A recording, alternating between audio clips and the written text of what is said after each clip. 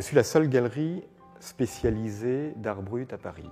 Alors l'art brut est une notion qui a été inventée au milieu des années 40 par le peintre français Jean Dubuffet et qui qualifie un art qui est fait par des personnes qui ne sont en fait pas artistes. On peut diviser l'art brut en trois catégories. On a ce qu'on appelait encore à la fin du 19e et au début du 20e siècle l'art des fous.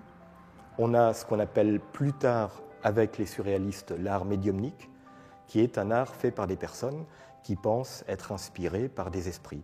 Et en fait, la troisième catégorie, c'est celle qu'a ajouté Dubuffet pour ensuite réunir ces trois catégories dans l'art brut. Donc la troisième catégorie de Dubuffet, c'est celle qu'il appelait la catégorie de l'homme du commun. On se servait des travaux des malades pour essayer d'en faire une grille d'analyse pathologique. Et certains psychiatres se sont dit, mais ce sont des travaux qui sont dignes d'intérêt.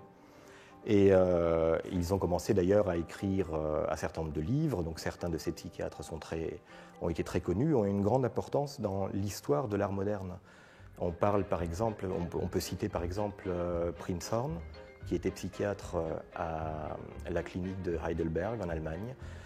Alors l'une des caractéristiques dans l'art brut, c'est, compte tenu de la personnalité des créateurs auxquels on a affaire, c'est de rencontrer évidemment beaucoup de dessins. C'est souvent le dessin qui est le plus propice à l'expression d'une émotion, d'un ressenti, et ne nécessite pas ni d'attendre, ni d'acquérir une technique.